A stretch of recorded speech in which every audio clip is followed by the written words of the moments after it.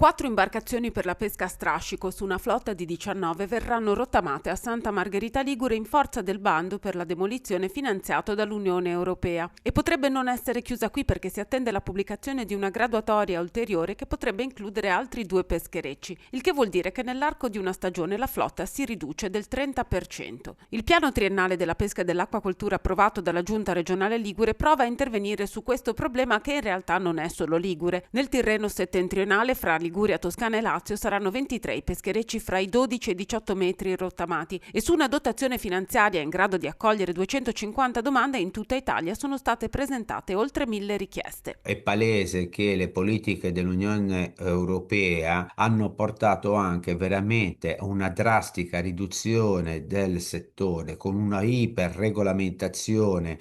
Tutto questo ha reso poco accattivante e poco incentivante e attrattivo il settore della pesca. Però spazi sulla valorizzare il prodotto o comunque su diversificazione ci sono.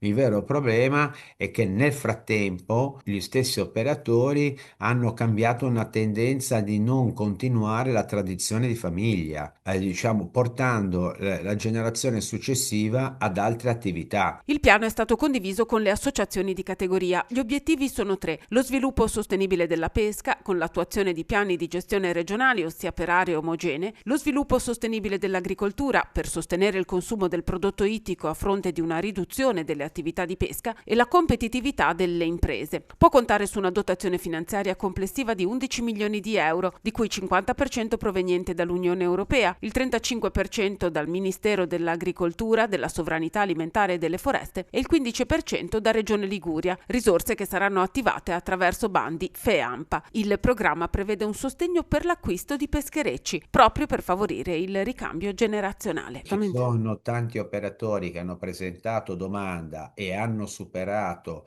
le disponibilità finanziarie ingenti. Questo fa capire qual è un po' lo stato d'animo del settore, come interpreta il futuro. Troviamo più gente disponibile ad allontanarsi rispetto a gente che si vuole avvicinare.